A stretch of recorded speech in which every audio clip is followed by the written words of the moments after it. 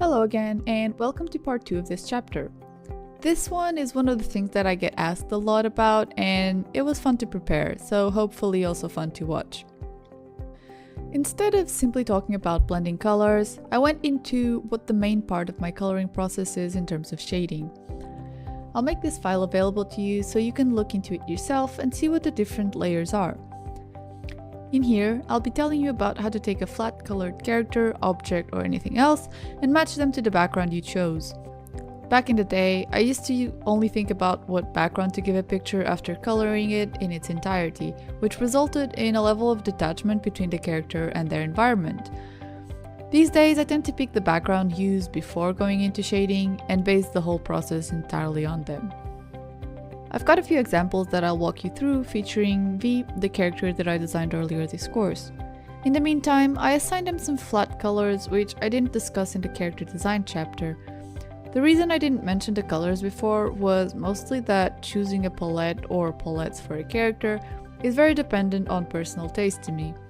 The process is very intuitive, and I think the best way to figure out your own palettes is to just try them out yourself and explore different options. Moving on. I started by using the sunset-ish picture, and I'll show you the steps for it. A little note before jumping in, my shading process has remained relatively unchanged for the past year, very formulaic. I generally use similar types of layers for similar things, but there's been some variations on some things I've tried out, so if you choose to base yourself on it, just keep in mind that it's flexible and not a serval formula. For the first layer I use clip to the layer where I have the character flats. I've had overlay and hue modes in time. Currently, it's a 25% opacity hue layer, but up until recently this was an overlay layer with 100% opacity. Overlay tends to stress certain tones, while hue dims things down in general, so I'm currently trying to use the latter more. What's important is that this first step and layer are meant to blend the flat colors with the environment. I pick a color that tends to somewhat match the color of the light source, in this case a warm yellow or orange hue. These steps have the colors pointed out both in the original pictures and in the palettes I took them from. The second step is to clip a layer on multiply mode above the last one and flat color the whole character with it, then subtracting the areas where light hits. By subtracting, I mean erasing the lit areas. I find it easier and with better results than the opposite process of adding shadows rather than removing light. The shadow layer has its color picked from the colder elements of the picture, the ones that are already in the shadow themselves.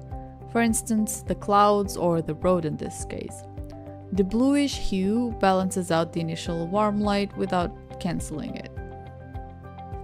After this, I add a clipped overlay layer that'll act as a soft highlight. This one takes the same tone as the light source and the first layer, or a similar one, and is mostly made up of broad airbrush strokes over the lit areas, bleeding into the shadows. I avoided using the bright yellow tone in this case since the majority of the light is a dimmer orange, and you'd need to be on top of the light source to get really that yellow hint. Lastly, for the blending process, I have a add glow layer. This one can either be on top of the flats too, or on top of the group made up of flats and line art. In this case, the line art is included, and so the strokes are drawn over the entire characters.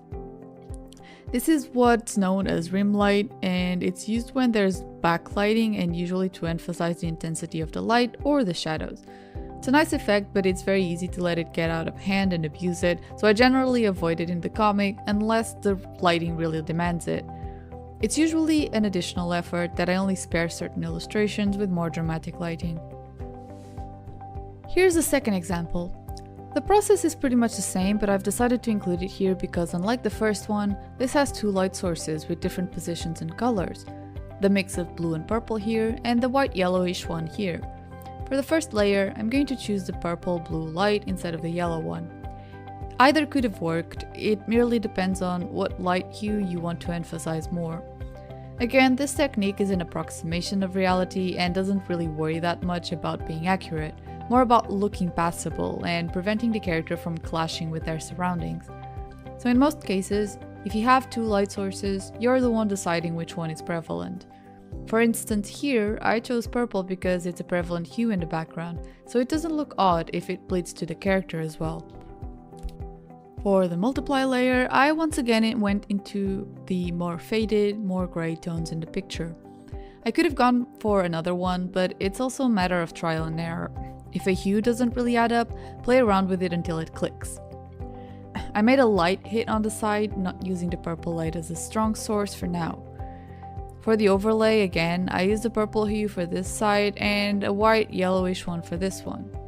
Finally, I used a similar tone for the rim lights as for the light overlays, dimming the saturation down in the case of the purple light. The last example features a forest, just a step away from intense shadows and rim lights. For this type of washed out environments, the main difference is that the shadows need to be more delicate, so you can't go around picking multiply tones from the darker bits. For this one, I picked it up from around here in the tree area, whose colors are brighter, but it was somewhat of an arbitrary choice. It clearly doesn't help that the character themselves has a very saturated hue, which is always going to make them clash with this type of environment a bit more. If I did want them to blend in a little bit better, I might have opted for an additional hue layer as a black and white filter, for instance, as I mentioned in the blending modes video.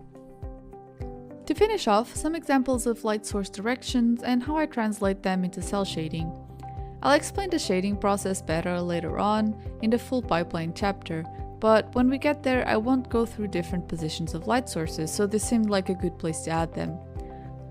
The process for most of these is to add a layer in a solid tone clipped to the flats, then cut the lit areas from it, in a subtractive way as I mentioned earlier.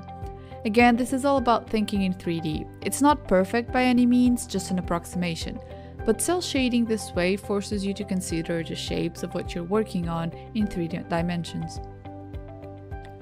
Unless you have multiple light sources or a point light, in which case the light spreads radially, light moves in parallel lines. I've got some examples here. If you imagine the arrows hitting areas directly, these areas are the ones you'll be cutting the shadows from. The only situation where I don't use the subtractive method is front-facing light, as you can see here. That's because so much of the body is lit that it'd be a waste of time to be subtracting all of that from the shadows. Instead, I just paint the shadows in their place already. The last example is a mix of light sources with different directions and forms. One is a slanted window type thing, directional, that gets deformed by the body's 3D shape. The other one is a backlight. Despite being an approximation, playing around with this type of harsh cell shading and different light sources is a fun exercise that can help you get a better grip on shading in general and help you blend your characters and objects with their environment better. In this course, I won't be going into more complex shading or rendering. Again, the goal is speed, not accuracy here.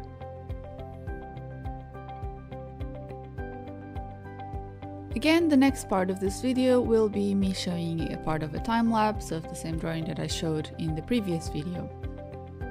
In this part, you'll see that I fast-forwarded to the part where the background's already done and it's shaded and it sort of has all the effects so that I can blend the character in afterwards. The first thing I do is create a group with the character line art and the character flats, and then I press N, and if you remember from earlier in this course, I have an automatic action that creates a bunch of layers, and the layers are already the layers that I use for my shading in general. So by pressing N, I have my base hue layer, and I've already painted it sort of like the surrounding blue area.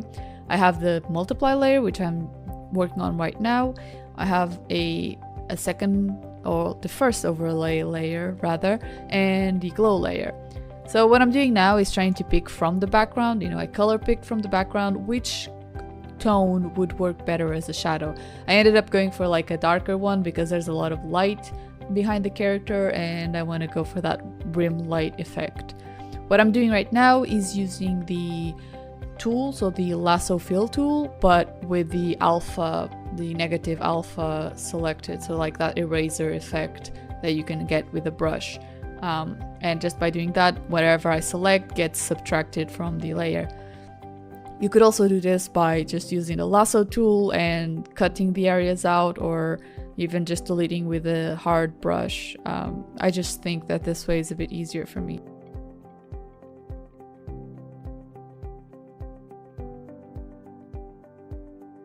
After I'm done with this particular part, I go in with a brush and I fix, you know, the details. So I delete the areas that need to be deleted and I add where I cut too much.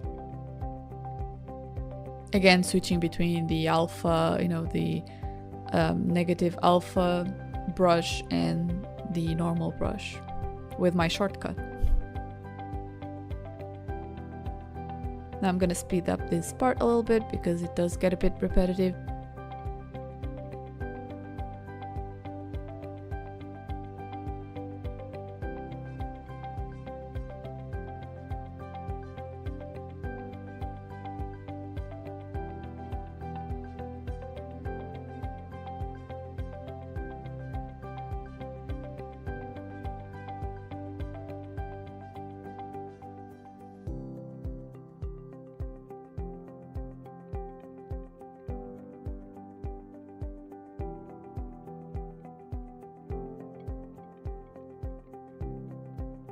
Now moving on to the overlay, you know, the big airbrush with the color of the light. In this case I adjusted the color a little bit because I picked a very saturated blue, but I didn't really like it, so I picked a sort of like a more white tone afterwards.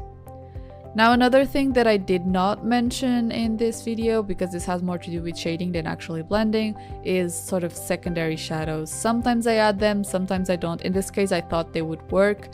And it's essentially, I just went in my normal multiply layer. I could have created a new one, but I just went into the one I already had. And I chose a slightly darker hue, slightly darker tone from the original one. And I'm coloring in sort of additional shadows, you know, just to give it a little bit more depth. There are some styles that use sort of multi-level shading in the sense that they have a basic shadow mode, shadow hue, and then they've got, you know, one or two darker tones that have a very sharp difference with the original one, and it works in a lot of styles. I really like to see it. I personally prefer to keep it more subtle. And now I'm adding some details. So now I'm in the glow layer and I'm adding some details. Again, this is more about how I color and how I shade rather than how I blend the character in. But all of this process is by picking colors from the background with my color picking shortcut. Not from the background, but from the picture underneath. So if I'm shading that little nose thing there, if I'm highlighting it, I will pick from the nose and then do the little dot on top of it. Sometimes I adjust it, sometimes I just do very light strokes if I want more or less intensity. And finally, I am going to select the very bright light behind the character, and I'm going to be adding some rim light. This wasn't really necessary, I don't think. I added it just to see how it looked. I ended up liking it, so I kept it. I did not add it over the line art this time because, as you can see, there's a very white area right, you know, close to the character. So if I painted over the line art there, I would just lose the character's shape, you know, it'd be very blurred. And there you go, the character is shaded, and this is what I've got for the blending part. For the next video, I'm going to be talking about using 3D resources and assets in backgrounds, and I'll show you the rest of this drawing process. See you then!